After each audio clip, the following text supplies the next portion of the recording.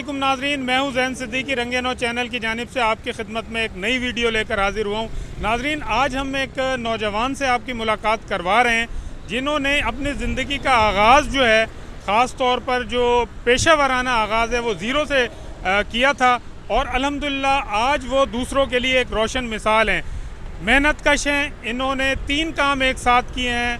उन्होंने बतौर कुम्हार भी काम किया, इसके अलावा वो कलर भी करते हैं और तीसरी बात यह है कि वो एक शॉपकीपर भी हैं और अपना काम वो कामयाबी से कर रहे हैं। इस वक्त मेरे सामने आप देख रहे होंगे जैसे कि आप मुख्तलिफ जो है छोटी छोटी चीज़ें देख रहे हैं। ये इसमें गमले भी हैं और जो आराइशी चीज़ें होती हैं शजरकारी के हिसाब से वो यहाँ पर मेरे पीछे रखी हुई हैं। हम आपकी मुलाकात सज्जाद अली से करवाएंगे और उनसे पूछेंगे कि उन्होंने ये काम कब से शुरू किया और उनकी ज़िंदगी में कामयाबियाँ किस तरह आईं। आइए उनसे गुफ्तगू करते हैं।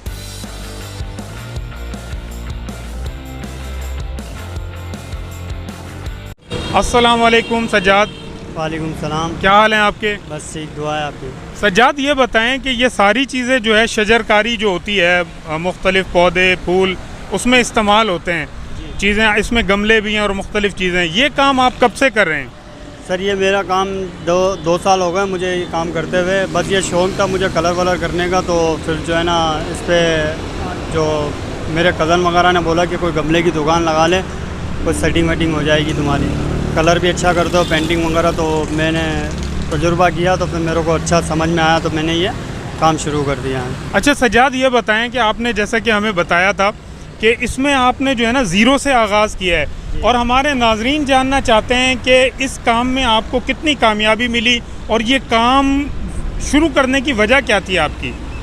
बस बेरोज़गारी वजह थी, क्योंकि काम में कंपनी के अंदर 6 साल तो मैंने काम किया लेकिन वहाँ पे इतना रिस्पॉन्स नहीं मिला। 6 साल में तो बंदा परमिट भी हो जाता है, लेकिन जो है ना एक छुट्टी पे बंदा बाहर निकाल देते हैं। तो मैंने काफ़ी टाइम मैंने काम किया, तो मैंने कमेटी डाली थी उस वजह से जो है ना घर बनाने के लिए, तो वो सेटिंग मेरी बनी नहीं, पैसे थोड़े अमाउंट कम थे, तो इस वजह से मैंने बोला कि चलो मैं कारोबार खोल लूँ।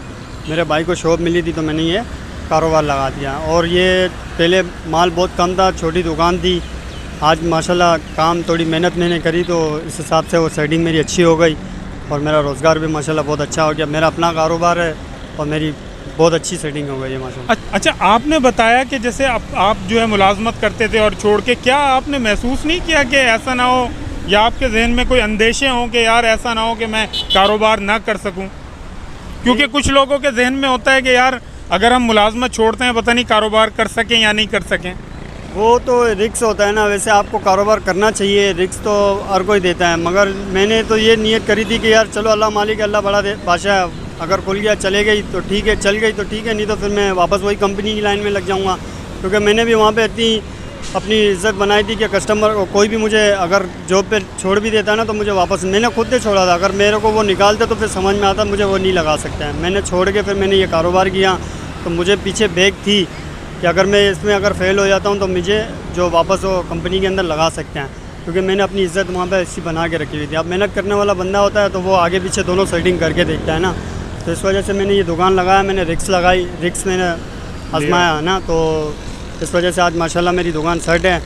वहाँ थोड़ी सी दुकान थी, छोटी जगह मेरे को दी थी एक बंदे ने जो नर्सरी वाला है, आज माशाल्लाह मेरे पास बड़ी दुकान हो गई और मेरा कारोबार भी माशाल्लाह बहुत अच्छा हो गया। अच्छा, ये बताएं कि कामयाबी के लिए कौन सी चीज़ जो है वो ज़्यादा ज़रूरी है? मैं आपसे दीगर भी सवाल करूँगा, पहले मुझे ये बताएं ताकि हमारे नाजरीन जो है ये देखकर आपका कोई मैसेज आपसे ले सकें।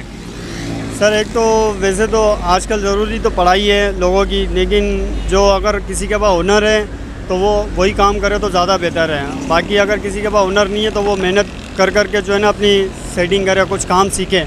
अगर वो कुछ काम सीखेंगे तो माशाल्लाह वो आगे कुछ कामयाबी की उसको राह मिलेगी। अगर वो नहीं सीखेंगे, तवज्जो नहीं देंगे तो फिर बेकार है उनका काम करना भी, और जो है ना टाइम पास समझ लो वो अपना कर रहे हैं। अगर कोई सेटिंग अपनी करेंगे, तवज्जो देंगे तो फिर वो इंशाल्लाह कामयाबी उसको मिलेगी और माशाल्लाह वो बहुत अच्छा सेट हो जाएगा। अच्छा, ये बताएं कि मिट्टी का जो चीज़ों का दौर है वो अब तो वैसे ख़त्म ही होता जा रहा है, लेकिन क्या अभी भी मिट्टी के जो बर्तन हैं या ये जो गमले वगैरह हैं, ये अभी इनका रुझान है लोगों के अंदर?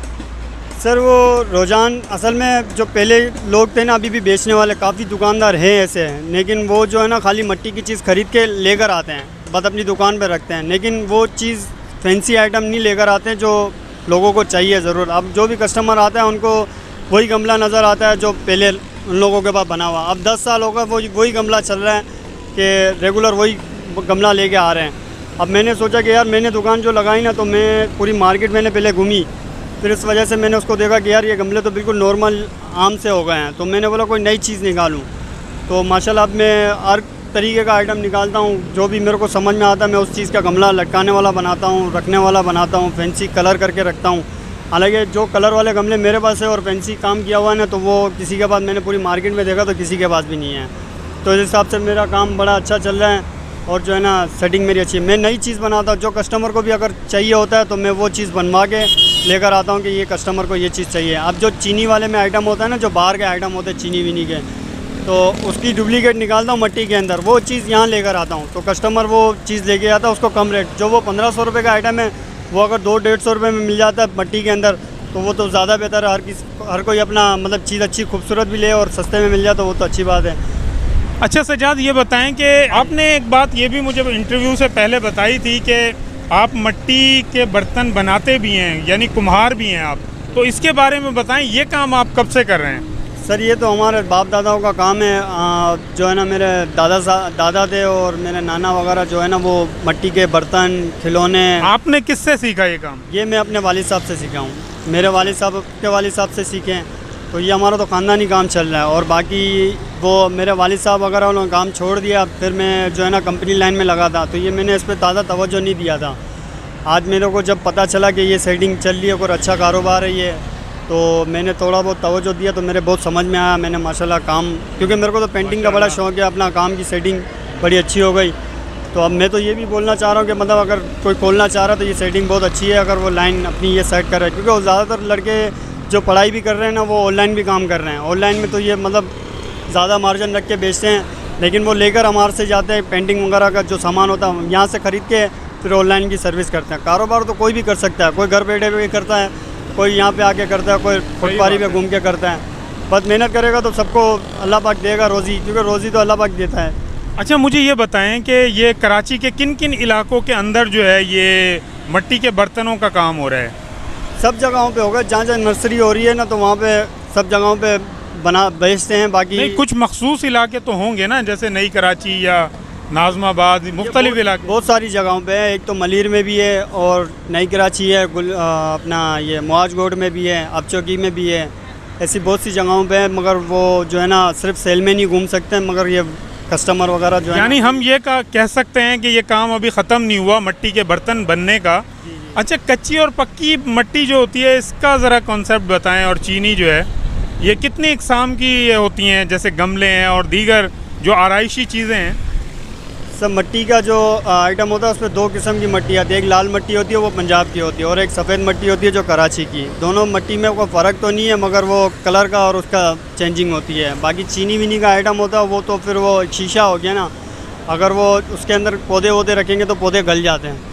उसके अंदर सिर्फ आर्टिफिशियली पौधे लग सकते हैं, ओरिजिनल पौधे नहीं लग सकते हैं। बाकी क्योंकि वो पानी अगर बाहर फेंकेगा तो पौधा चलेगा, वरना पानी बाहर नहीं फेंकेगा तो फिर पौधा चलने वाला होता ही नहीं है। उसमें सिर्फ आर्टिफिशियली पौधे लग सकते हैं चीनी के आइटम में। बाकी ये चीनी की तरह बना सकते हैं इसको, डिज़ाइन जैसा चीनी का होता है, गमले आते हैं तो उस तरह के मिट्टी के भी गमले बन जाते हैं, ऐसी कोई बात नहीं है। बाकी जो है ना वो बना के फिर आप उसमें ओरिजिनल पौधा भी लगा लो या आर्टिफिशियल लगा लो, वो आपके ऊपर डिपेंड करता है। सज्जाद, जो मेहनत से जी चुराते हैं और जो पैसे का रोना रोते हैं, यार हमारे पास पैसे नहीं हैं या हैं तो हम कारोबार कैसे करें, उनके लिए कोई पैगाम दीजिए। सर वैसे मेहनत से भागना तो नहीं चाहिए, क्योंकि मेहनत करेंगे तो आगे कुछ खर्चा वर्चा उनके घर का या कुछ उनके हालात का बेहतर में हो जाएगा। बाकी मेहनत में ही तो अजमत है, बाकी अगर वो मेहनत नहीं करेंगे तो उनका कोई फ़ायदा नहीं है। बाकी मैं तो बोलता हूँ कि माशाल्लाह कोई भी, अब यहाँ पे कचरा उठाने वाला भी, वो भी बेचारा गली गली घूमता है, वो मेहनत करता है, लेकिन वो भी 1000, 1200, 1500 कमा के जाता है। तो इस तरह अगर वो भी जो मेहनत नहीं करते हैं वो भी अगर काम करें ना तो 500 भी ले आएंगे तो उसके घर वाले बच्चे वगैरह सारे खुश हो जाएंगे। तो मतलब मेहनत तो करनी चाहिए।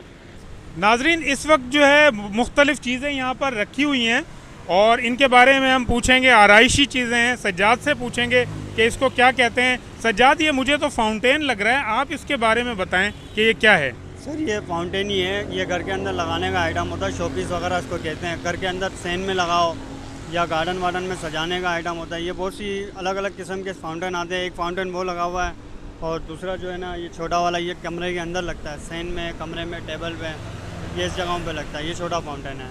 सज्जाद, आपके हाथ में जो है ये क्या चीज़ है?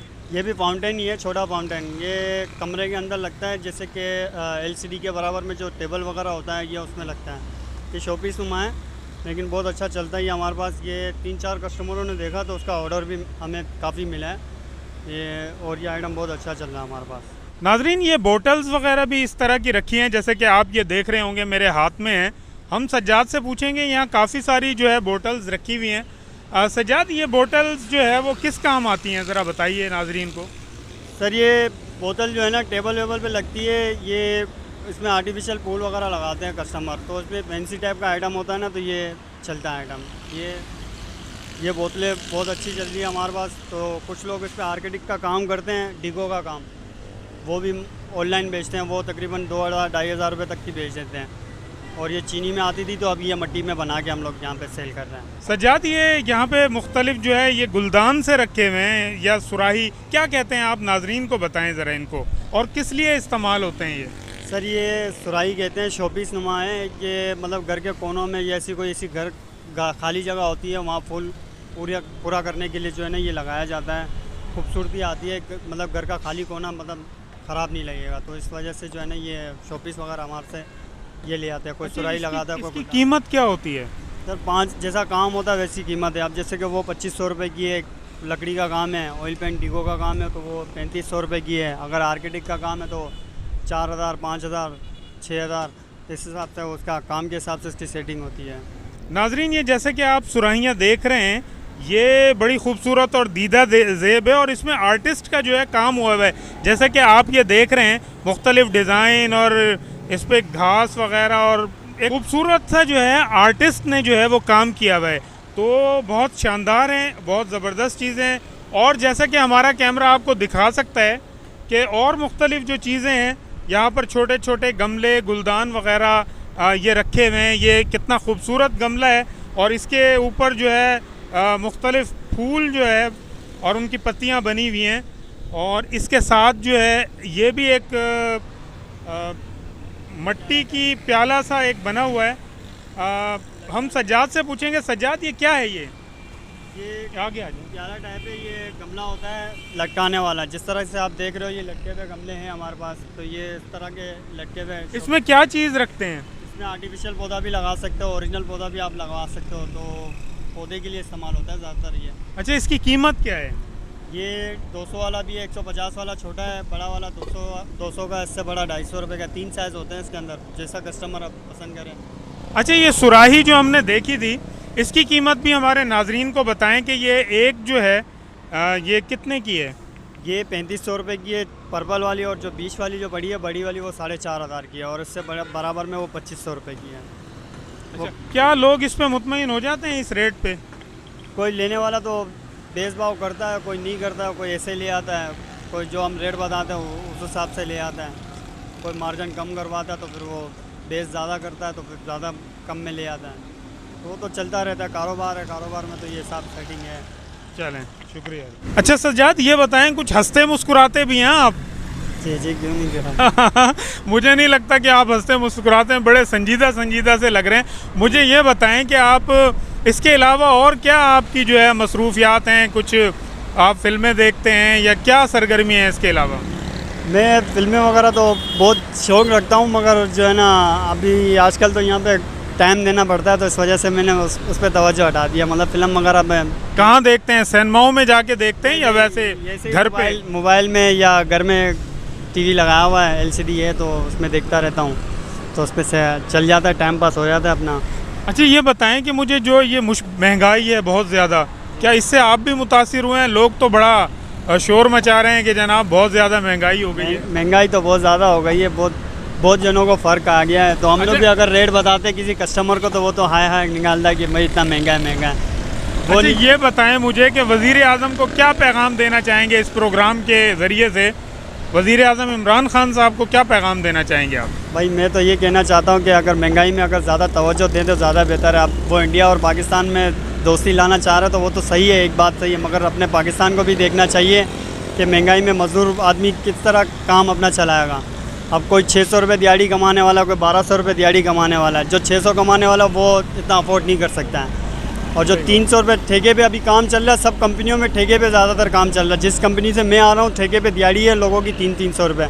अब वो 300 रुपये में वो बेचारा क्या गुजारा करेगा? 300 रुपये का तो 2 किलो 3 किलो आटा लेगा तो उसका पूरा हो जाएगा, तो फिर क्या फ़ायदा? तो उसका रोज़गार तो उसका बिल्कुल टाइम काम मेहनत करने का तो उसका फ़ायदा ही नहीं है। तो इससे बेहतर है कि अगर हमारे वज़ीर आला जो वज़ीर आज़म है, जो अगर वो उस पर तवज्जो दे महंगाई पे तो ज़्यादा बेहतर है, हर गरीब का भला हो जाएगा। चलें, शुक्रिया बहुत बहुत। सल्लल्लाहु। अच्छा नाजरीन, ये थे सज्जाद अली साहब, इनकी आपने गुफ्तगू सुनी और इन्होंने बहुत सारी बातें कही हैं। इसमें एक पैगाम छुपा हुआ है मेहनत कशों के लिए। वज़ीर आज़म को भी इन्होंने पैगाम दिया है। इन्होंने वज़ीर आज़म से मुतालबा किया है कि गरीब का जीना मुश्किल हो गया है और उनके लिए जो है आसानियाँ पैदा की जाएँ। इसके साथ ही अपने मेज़बान ज़ैन सिद्दीकी को इजाज़त दीजिए। किसी नेक्स्ट अच्छी वीडियो तक अपना और अपने अतराफ़ के लोगों का ख्याल रखिएगा। अल्लाह हाफ़िज़।